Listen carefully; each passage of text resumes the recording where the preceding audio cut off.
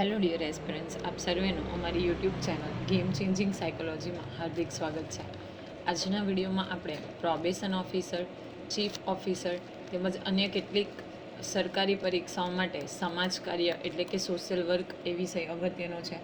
સાથે સાથે જે વિદ્યાર્થીઓ બેચલર ઇન સોશિયલ વર્ક અને માસ્ટર ઇન સોશિયલ વર્ક સાથે સંકળાયેલા છે તો એમના માટે પણ આ વિડીયોઝ જે છે ખૂબ અગત્યના છે. ને સમાજ કાર્ય અંતર્ગત આપણે સામાજિક વૈયક્તિક સેવા કાર્ય અને પરામર્શન સાથે સાથે એમાં જોવા મળતું સરખાપણું અને તફાવત અને એ પદ્ધતિની મર્યાદા એ પ્રકરણ અંતર્ગત અગાઉના વિડીયોમાં આપણે વૈયક્તિક સેવા કાર્યમાં પરામર્શન એટલે શું અને શા માટે તેની જરૂરિયાત ઉદ્ભવી છે તો એ વિષયની વિસ્તૃત ચર્ચા કરી હતી. જો તમે અગાઉનો વિડીયો જોયો ન હોય તો પ્લેલિસ્ટમાં જઈને જોઈ લેશો. અગાઉના વિડીયોમાં આપણે ડિસ્કશન કરી હતી કે કોઈ નિષ્ણાંત વ્યક્તિ દ્વારા જરૂરિયાતમંદને માર્ગદર્શન પૂરું પાડવામાં આવે, એને મદદ કરવામાં આવે તો એને આપણે પરામર્શન તરીકે ઓળખીએ છીએ. હવે આજના વિડીયોમાં આપણે પરામર્શનમાં ગતિશીલતા સાથે સાથે વાર્તાલાપનો વિષય વસ્તુ એ અંગે વિસ્તૃત ચર્ચા કરવાના છે. તો સૌપ્રથમ આપણે જોઈએ પરામર્શનમાં ગતિશીલતા. તો વૈયક્તિક સેવા કાર્યમાં ઠોસ સેવા એટલે કે સંપૂર્ણ સહાયતા પ્રદાન કરવામાં આવે છે. જે કોઈ પણ સેવાર્થી છે તો એને બેઝિકલી આપણે શું કરીશું, સંપૂર્ણ સહાયતા એટલે કે ઠોસ સેવા પ્રદાન કરવામાં આવે છે, આપવામાં આવે છે. અને પરામર્શનની એ જ વિશેષતા છે કે પરામર્શન સેવા ગતિશીલ હોય છે. કોઈ એક જગ્યા ઉપર સ્ટેબલ નથી થઈ જતી, એ હંમેશા કેવી હોય છે, ગતિશીલ હોય છે. તમને અહીંથી વન લાઇનર તરીકે ક્વેશ્ચન પૂછાઈ શકે કે પરામર્શનની મુખ્ય વિશેષતા શું છે, તો પરામર્શન સેવા હંમેશા કેવી હોય છે, ગતિશીલ હોય છે. આ પણ ક્વેશ્ચન પૂછાયો છે કે પરામર્શન એ શું છે, સેવા છે, પ્રકૃતિ છે, ઓકે, આ પ્રયોગ છે, શું છે, તો એક પ્રકારની સેવા છે અને એ હંમેશા કેવી હોય છે, ગતિશીલ હોય છે. જેમાં સેવાર્થી સાથે પરામર્શતા સતત પરામર્શન ચાલુ જ રાખે છે. સેવાર્થીના દરેક પ્રશ્નોને પ્રત્યુત્તર આપીને તેને યોગ્ય દિશા તરફ વાળે છે. જો બેઝિકલી શું હોય છે કે હંમેશા સતત પરામર્શન ચાલુ રાખે છે, દરેક પ્રશ્નનો પ્રત્યુત્તર આપવાનો છે. જે કોઈ સેવાર્થી છે એ આપણને પ્રશ્ન પૂછે છે તો એ દરેક પ્રશ્નનો પ્રત્યુત્તર એટલે કે એને રિપ્લાય કરીને એને યોગ્ય દિશા તરફ એટલે કે કેવી રીતે એ સમસ્યાનું સમાધાન કરી શકે એ દિશા તરફ એને વાળે છે. એક એક્ઝામ્પલ અહીં આપેલું છે કે કુટુંબ કલેશથી પીડિત સેવાર્થી પોતાના બાળકોને સંસ્થામાં મૂકવા તૈયાર ન થતા હોય ત્યારે પરામર્શદાતા સંસ્થામાં રહેવાના ફાયદાઓ સમજાવે છે અને આ માટે સંસ્થામાં રાખવા જોઈએ એવી ચર્ચા કરે છે. અને પરામર્શન અને પ્રત્યુત્તર દ્વારા સેવાર્થીને સમસ્યા ઉકેલ સંદર્ભે માહિતગાર કરે છે, જેને કારણે સેવાર્થીના વિચારમાં પરિવર્તન આવે છે. ઓકે, ઘણી વખત એવું બને કે કોઈક સેવાર્થી છે એ કુટુંબના એટલે કે family issues, family problem face કરે છે અને એટલા માટે શું થાય છે કે એ પોતાના બાળકોને સંસ્થામાં મૂકવા તૈયાર નથી થતા, કારણ કે ઘરનું વાતાવરણ એવું હોય તો બાળકો ઉપર એની સીધી અસર થાય છે. તો ઇન ધેટ કેસ રેડી નથી થતા સંસ્થામાં ભણવા માટે મૂકવા, એ હોસ્ટેલ હોઈ શકે યા ગમે હોઈ શકે. તો ત્યારે પરામર્શદાતા સંસ્થામાં રહેવાના ફાયદાઓ બતાવે છે. કેવી રીતે, શા માટે સંસ્થામાં રહેવું જોઈએ, એ અંગેના ફાયદાઓ શું છે. ઓકે, કુટુંબથી અલગ રહે તો એ પ્રમાણેના સંસ્કારોનું સિંચન થાય, તો એવા બધા જે ફાયદાઓ છે એ સમજાવે છે. અને આ માટે સંસ્થામાં રાખવા જોઈએ એવી પણ ચર્ચા કરે છે. અને સાથે સાથે બાળકોને સંસ્થામાં મૂકવા જોઈએ તો એ વિષયની પણ ચર્ચા કરે છે. અને સાથે સાથે પ્રત્યુત્તર દ્વારા સેવાર્થીની સમસ્યાના ઉકેલ સંદર્ભે માહિતગાર કરે છે. સામે પ્રત્યુત્તર રિપ્લાઇડ કરે છે અને જેને કારણે સેવાર્થીના વિચારમાં શું આવે છે, તો પરિવર્તન આવે છે. હવે જોઈએ વાર્તાલાપનો વિષય વસ્તુ. સહાયતાની વિષય વસ્તુ વાર્તાલાપને પ્રભાવિત કરે છે. ઓકે, જે આપણે હેલ્પ કરવા માગીએ છીએ અને જ્યારે ડિસ્કશન થતું હોય તો એ શું છે, એ વિષય વસ્તુ જે વાર્તાલાપ છે એને પ્રભાવિત કરે છે. સહાયતાના કેન્દ્રબિંદુમાં આધાર પર જ મુલાકાતની સંખ્યા, મુલાકાતનો સમય, મુલાકાતની વિષય વસ્તુ વિશિષ્ટ સેવાના રૂપમાં નિર્ભર હોય છે. ઓકે, કેટલી મુલાકાત થાય છે, સાથે સાથે મુલાકાતનો સમય કયો છે, ઓકે, મુલાકાતનું વિષય વસ્તુ શું છે, કયા વિષયના સંદર્ભે મુલાકાત કરવામાં આવે છે, તો આ બધી જ વસ્તુનો આધાર રહેલો છે. પરામર્શન એક સમસ્યા પર કેન્દ્રિત થવાને કારણે મુલાકાતની વિષય વસ્તુ સીમિત હોય છે. અહીંથી પણ પૂછાઈ શકે કે જે પરામર્શન કરવામાં આવે છે, ડિસ્કશન કરવામાં આવે છે, એ કોઈ એક સમસ્યા ઉપર કેન્દ્રિત છે. જે પ્રોબ્લેમ છે, ફોર એક્ઝામ્પલ અહીં આપણે લીધું કે કુટુંબ ના જે ઝઘડાઓ છે એનાથી પીડિત વ્યક્તિ, તો આ એક જ સમસ્યા છે. તો એની ઉપર આ વિષય વસ્તુ કેન્દ્રિત છે, જેને કારણે વિષય વસ્તુ કેવી હોય છે, સીમિત હોય છે, કોઈ એક જ પ્રોબ્લેમ. ઓકે, એની આજુબાજુ જ આપણે મુલાકાતનું અરેન્જ કરવાની છે, એનો સમય, વિષય વસ્તુ તો અને પરામર્શન આપવાનું છે. અને એટલા માટે એક જ સમસ્યા ઉપર કેન્દ્રિત હોવાને કારણે આનું વિષય વસ્તુ છે એકદમ સીમિત થઈ જાય છે. હવે આપણે જોઈએ સેવાનો પ્રભાવ. તો પરામર્શનનો પ્રભાવ વ્યક્તિના સમાયોજનની એક વિશેષ સમસ્યા તરફ ધ્યાન આપે છે. એટલે કે જે વ્યક્તિનો સમાયોજન એ જ્ઞાતિ કે ત્રુટિ તરફ ધ્યાન કેન્દ્રિત કરીને વ્યક્તિને સમાયોજનની સાચી દિશા બતાવે છે. શું છે? એટલે આપણે એવું કહી શકીએ કે ખૂબ ઇમ્પોર્ટન્ટ વસ્તુ છે, અગત્યનો પ્રભાવ છે. કારણ કે એક વિશેષ સમસ્યા છે એની ઉપર જ શું કરશે, ધ્યાન કેન્દ્રિત કરશે. આપણે જોયું કે કુટુંબ એટલે કે ફેમિલી ઇસ્યુઝ છે, તો એ ફેમિલી ઇસ્યુઝ પર જ શું કરશે, ફોકસ કરશે. અને એટલા માટે જે કોઈ ત્રુટિ છે, મિસ્ટેક છે, એરર છે, એની તરફ ધ્યાન કેન્દ્રિત કરવામાં આવે છે. અને સાથે સાથે વ્યક્તિને સમાયોજનની સાચી દિશા બતાવે છે. તો એ રીતે એને એડજસ્ટ કરવાનું છે, એડજસ્ટમેન્ટ કઈ દિશામાં કરવાનું છે, કેવી રીતે પ્રોબ્લેમનું સમાધાન થઈ શકે, તો એ સમાયોજનની સાચી દિશા બતાવે છે. હવે જોઈએ સંદર્ભિત કાર્ય.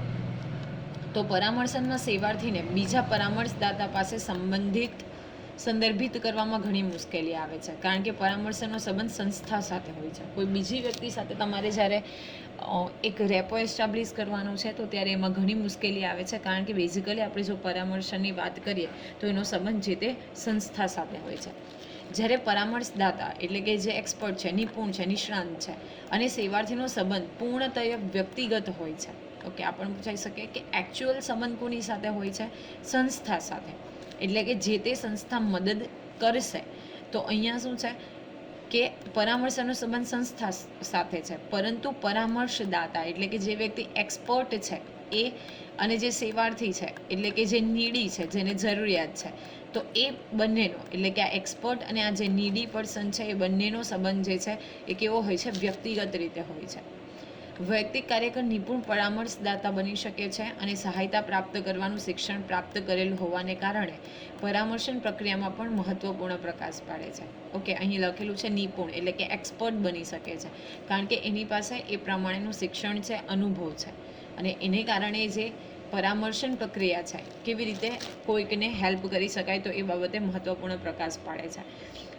કાઉન્સેલર, તમે કદાચ નામ સાંભળ્યું હશે, તો જે કાઉન્સેલર્સ હોય એ આ પ્રમાણેનું ગાઈડ કરી શકે. ઘણા બધા લોયર હોય તો એ અંગે પણ તમે એમની સાથે મુલાકાત કરીને, એની વિઝિટ કરીને જે તે પ્રશ્નનું સમાધાન કરી શકો. તો એ એક્સપર્ટ્સ છે, તો એ શું કરશે? તમારી સાથે મુલાકાત કરવાનો જે પણ સમય નક્કી કર્યો હોય એ પ્રમાણેના પૈસા પણ તમારે ચૂકવવા પડે છે.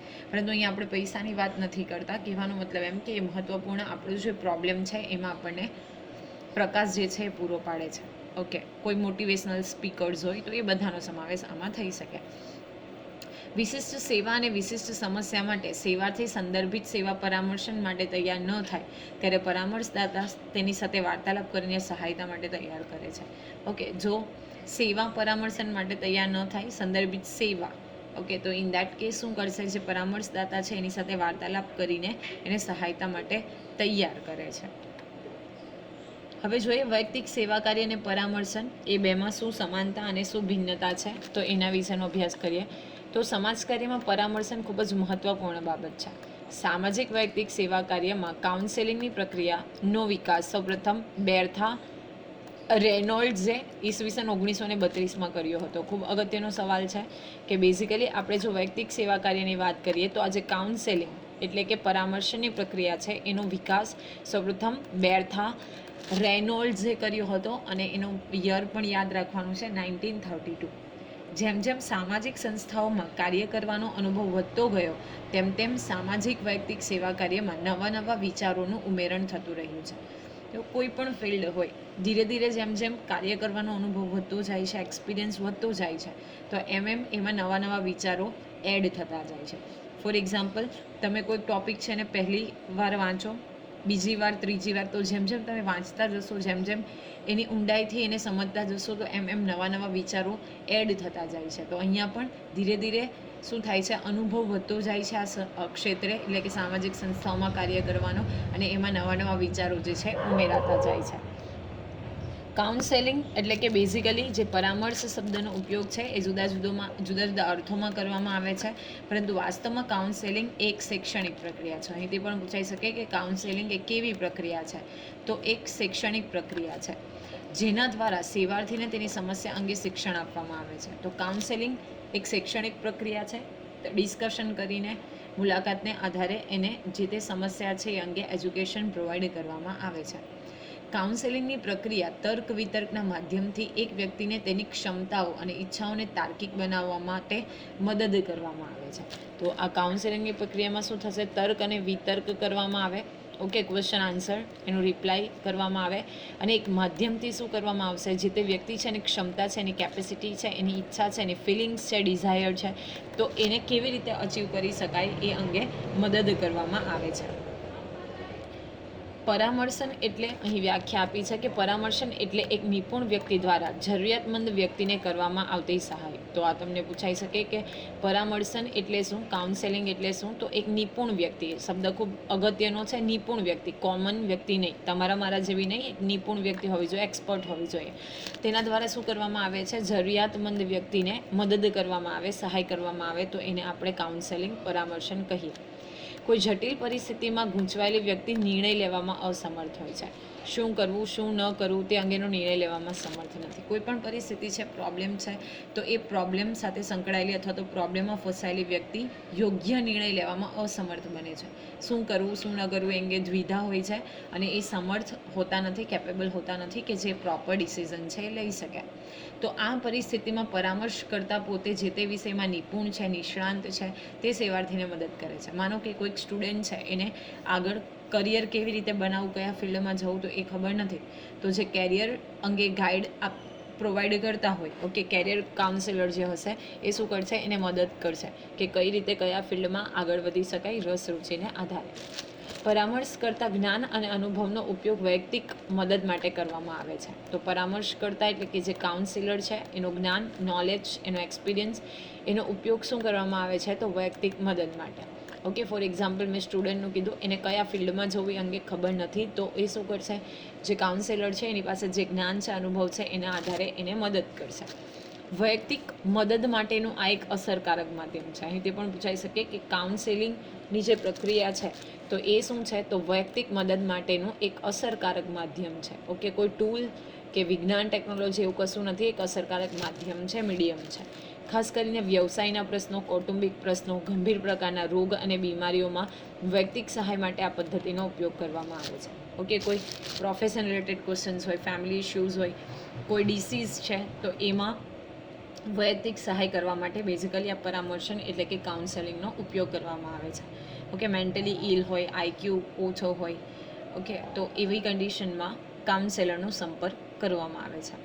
પરામર્શ એ વૈયક્તિક મદદ માટે સૌથી વધુ ઉપયોગમાં લેવાતી પદ્ધતિ છે. ખૂબ જ અગત્યનું છે અગેન કે પરામર્શ, કાઉન્સેલિંગ એ વૈયક્તિક મદદ માટે સૌથી વધારે ઉપયોગમાં લેવાતી એક પ્રકારની પદ્ધતિ છે, એક પ્રકારની મેથડ છે.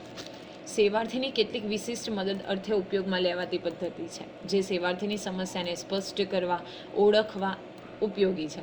જુદા જુદા પ્રકારે ભિન્ન પરિસ્થિતિઓમાં પરામર્શનો ઉપયોગ કરવામાં આવે છે. ઓકે, અલગ અલગ પરિસ્થિતિઓ છે, એને આધારે એ સમસ્યાને સ્પષ્ટ કરવા, એની ઓળખ ઊભી કરવા, તો એના માટે શું કરવામાં આવે છે? બેઝિકલી આ પદ્ધતિ જે છે એનો સૌથી વધુ પ્રમાણમાં ઉપયોગ કરવામાં આવે છે. અગત્યનો સવાલ છે પરામર્શના પ્રકાર, એટલે કે કયા કયા પ્રકારનું કાઉન્સેલિંગ જે છે હાથ ધરવામાં આવે છે. તો સૌપ્રથમ છે શૈક્ષણિક પરામર્શ એટલે કે એજ્યુકેશનલ કાઉન્સેલિંગ. તો સ્કૂલોમાં વિદ્યાર્થીઓ તથા વાલીઓને મદદ અર્થે કરવામાં આવે છે. દાખલા તરીકે ડ્રોપઆઉટ બાળક, કોઈ બાળક છે એ શાળા અધવચ્ચેથી ભણવાનું શિક્ષણ છોડી દે છે, તો શા માટે છોડે છે, એની પાછળ કયા કારણો છે, કેવી રીતે એને એ ડ્રોપઆઉટ રેશિયોને ઘટાડી શકાય, તો એટલા માટે શૈક્ષણિક પરામર્શ કરવામાં આવે છે. તમે જોયું હશે ઘણી બધી વખત કે ઘણા બધા ઇશ્યુઝ હોય, ઓકે, ફાઇનાન્શિયલ ઇશ્યુઝ હોય, શાળામાં પ્રોપર ફેસિલિટી ન હોય, અથવા તો કુટુંબના જે સભ્યો છે એની સાથે આવક કમાવાની, એટલે કે કુટુંબના સભ્યોને ના પાડતા હોય, અથવા તો એને એઝ અ ઇન્કમ સોર્સ તરીકે કાઉન્ટ કરવામાં આવે તો એની પાસે જે અભ્યાસ છે છોડાવી દેવામાં આવે, શાળા ઘરથી ખૂબ દૂર હોય, સ્પેશિયલી આ બધી વસ્તુ છે સરકારી શાળાઓમાં વધારે જોવા મળતી હોય છે. તો એ કન્ડિશનમાં વિદ્યાર્થીઓ અને વાલીઓને મદદ કરવા માટે શૈક્ષણિક પરામર્શ એટલે કે એજ્યુકેશનલ કાઉન્સિલિંગ જે છે હાથ ધરવામાં આવે છે. નેક્સ્ટ છે વ્યાવસાયિક પરામર્શ એટલે કે પ્રોફેશનલ જે કોઈ વસ્તુ છે એમાં પણ તો જુદા જુદા પ્રકારની વ્યાવસાયિક શાખાઓ, વ્યાવસાયિક સંબંધો, સંભાવનાઓ અને શિક્ષણ પ્રશિક્ષણ અંગે વ્યવસાયોની પસંદગી માટે પરામર્શ કરવામાં આવે છે. ઓકે, કઈ કઈ વ્યવસાયલક્ષી શાખાઓ છે, કેવી રીતે એમાં આગળ વધી શકાય, કેવી રીતે જે તે વ્યવસાયની પસંદગી કરવામાં આવે, એના જે તે વ્યવસાયની પસંદગી કરવાથી શું લાભ થશે, કયા પ્રકારના રિસ્ક છે, તો એ અંગે આ બધી માહિતી વ્યાવસાયિક પરામર્શ દ્વારા આપવામાં આવે છે. પછી છે વૈયક્તિક પરામર્શ. તો વ્યક્તિની ભિન્ન સમસ્યાઓ સંદર્ભે થતો પરામર્શ છે. જે તે વ્યક્તિ જો અલગ અલગ પ્રોબ્લેમથી પીડિત છે તો એવી કન્ડિશન જે છે એમાં વૈયક્તિક પરામર્શ જે છે એનો ઉપયોગ કરવામાં આવે છે.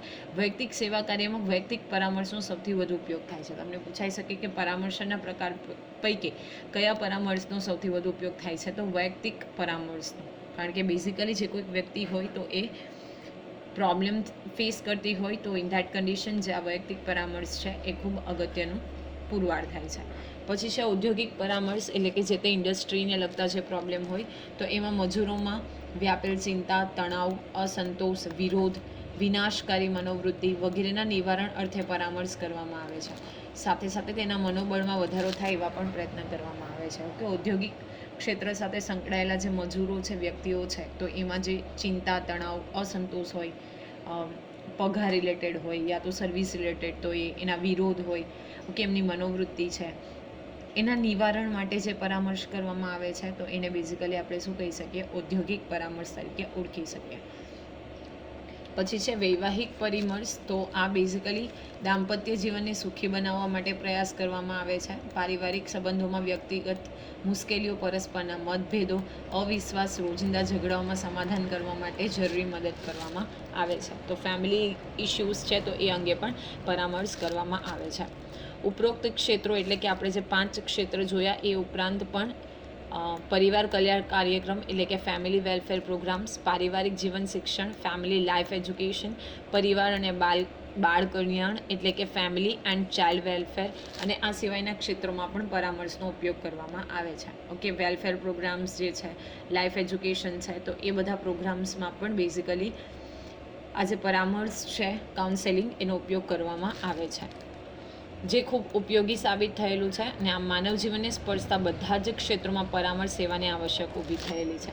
જે કોઈ ફિલ્ડ છે, ક્ષેત્ર છે, જે માનવ જીવન સાથે સંકળાયેલા છે, સોસાયટી, સમાજ સાથે સંકળાયેલા છે, તો એ બધા જ ક્ષેત્રમાં પરામર્શ એટલે કે કાઉન્સેલિંગની અગત્યતા રહેલી છે.